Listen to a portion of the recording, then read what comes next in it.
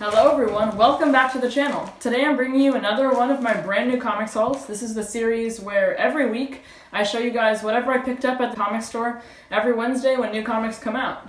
Today was a really good week. There's some big releases that I'm excited to show you guys and I'm excited to read.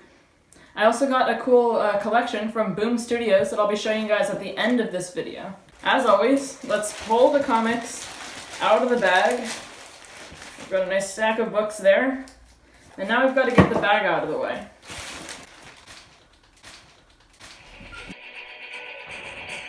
Hi. Hello? It is time for me to leave. I have done my job. What? No, you can't go. I must make my journey to the place where all used comic bags go. I can't let you. I've been using you for years. You've been on every episode of the show. It doesn't matter. I must make this journey. No. No. Never getting away. Alright, now that that's fully dealt with, let's get into all of these brand new issues that I picked up. First off, this is one I've been looking forward to for a very long time. It's Alien #1. Marvel just recently got the rights to both Alien and Predator, and they've got this whole plan that they're going to be rolling out over the next few months. They're starting off with this Alien ongoing series. They're also going to be starting a Predator ongoing series, which is starting in June. I just recently watched the very first Alien movie for the first time with my family. I really liked it. Super creepy. There were some really intricate sets for the ship that the whole space team was on, and the aliens look really creepy. As you can see here on the cover, I think they're called xenomorphs, but this is going to be a whole new cast of characters in this issue. I was talking with my comic shop owner, and he actually said there's a familiar face that makes an appearance. Who knows if it'll be Ripley, that main character of the first Alien movie. I haven't seen any of the others, so it could be one of the characters from those. It's written by Philip Kennedy Johnson. He recently did the Marvel Zombies Resurrection series for Marvel, so he's got some horror experience. And then the art is by Salvador Larroca, who's got sort of a realistic art style. I think they're a great creative team for this, as long as it gets pulled off and they have that same feeling that the first movie did. I hope that it's more of a horror comic and less of a military one. I know that the second movie called Aliens it became more of a military operation and less of just a horror movie. So that's Alien #1. I've really been looking forward to this one. I'm excited to read it. Look out for a separate review of this singular issue. I'll probably come out with it tomorrow, if not the day after, so look out for that video. Alright, next up is another big release that people have been highly anticipating. This is Carnage Black, White, and Blood #1. In the style of Wolverine Black, White, and Blood, which must have done good. That's why they're publishing the second series. Plus, they've got Deadpool Black, White, and Blood coming in a few months.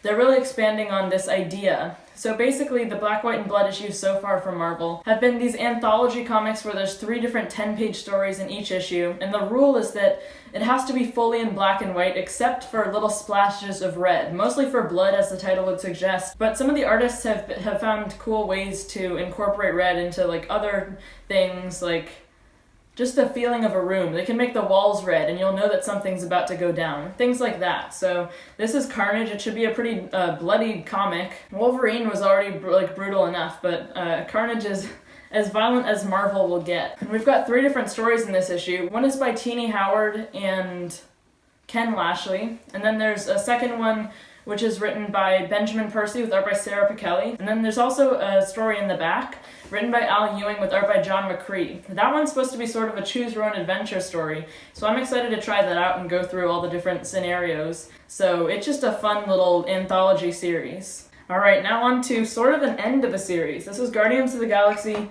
#12. The end of an era, at least. Al Ewing is writing this issue. It's illustrated by Juan Cabal. They're the main creative team on this new Guardian series so far. And next issue, issue 13, there's going to be a new artist, same writer, but it's the start of a new space age. They're going to be introducing a whole bunch of new members to the Guardians, including Dr. Doom. Really weird, but I'm excited to see the explanation for that. But for this issue, we're just wrapping up on this 12-issue run that they've had so far. The Olympian gods have been the main bad guys throughout this. They were responsible for Peter Quill's death within those first couple issues, and now they're coming back to be the main villains at the very end of these 12 issues. Honestly, they're not my favorite villains. There's something just not very exciting or interesting to me about them. I don't even remember what happened last issue and how they were battling them. I was just kind of disappointed to see that they're coming back. I hope that introducing a bunch of new members doesn't badly affect the team next issue. I know that sometimes that can be a bad thing, just having a huge cast of characters. Team books are already hard enough, but having too many characters on the team just doesn't allow you to focus on a single character at all. But we'll see how this current story arc ends, and then I'm excited to read next issue. Alright, next we've got Amazing Spider-Man number 62. Second issue of this quote-unquote new era for Spider-Man. Last issue we saw him get this brand new suit. I kind of liked the idea behind it, although I thought it was sort of embracing social media and like modern day things a little too much. Basically the idea behind this new suit, spoilers for last issue if you haven't read it already, is that the online newspaper Threats and Menaces, which is run by Spidey's friend, they hired him and they gave him this suit to use where they've got cameras hooked up in the suit, and online people can have this VR experience and they can know what it feels like when Spidey fights crime. So he's got these cameras hooked up so that when he's fighting these supervillains, people can watch along with him and have the Spider-Man experience. He also had like one-liners that people would send in, and sometimes they were just like shout-outs to their friends. That was kind of funny. I did like last issue, and I like this new age of Spider-Man having like more of a lighthearted feel finally again, because Nick Spencer's run has been kind of gloomy with the Sins Rising and Kindred stuff going on. So I'm excited to read this issue, written by Nick Spencer with art by Patrick Gleason. Alright, now last single issue of the week, we've got Miles Morales' Spider-Man, number 24, penultimate issue before this big clone saga kicks off. This is written by Saladin Ahmed with art by Carmen Carnero.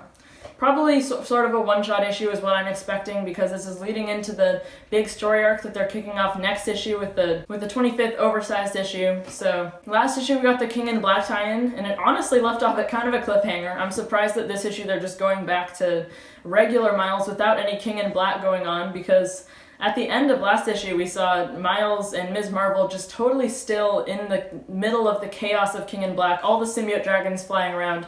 There was no clear conclusion, so they'll probably wrap it up in some way without spoiling King in Black, since that last issue hasn't actually come out yet. I've seen some preview pages and looked inside a bit. Looks like we're seeing Ms. Marvel a little bit more. It's always cool to see some of the team heroes teaming up. They are always in Champions together, but just seeing one or two of them teaming up in their individual books is always cool.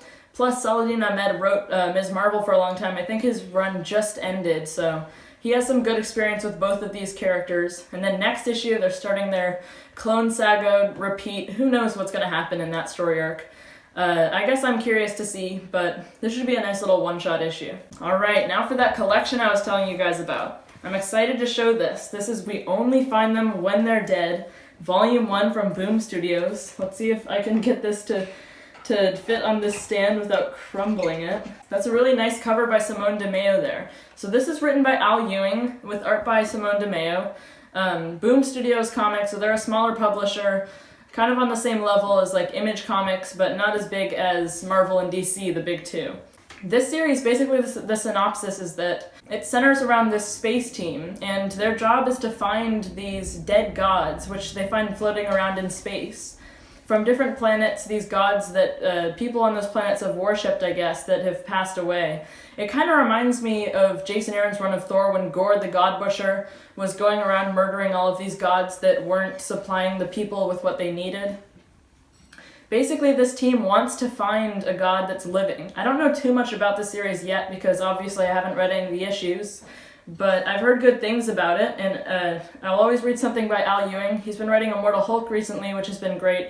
Also, Guardians I was showing you guys earlier. We'll see, but the art looks really nice and colorful in this issue, and it's always exciting to try out things from like smaller publishers like Boom and Image Comics.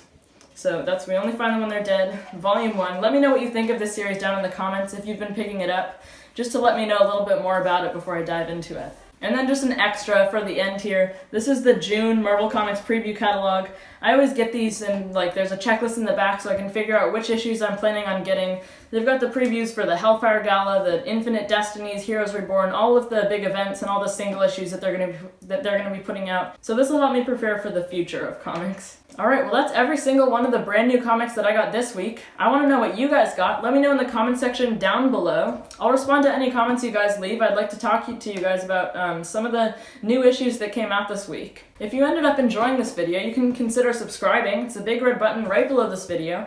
You can also click that notifications bell, which is right next to it. You'll be notified every time I post a new video if you don't want to miss any. So that's everything from me for today. I'll see you next time. Thanks for watching, guys. Bye.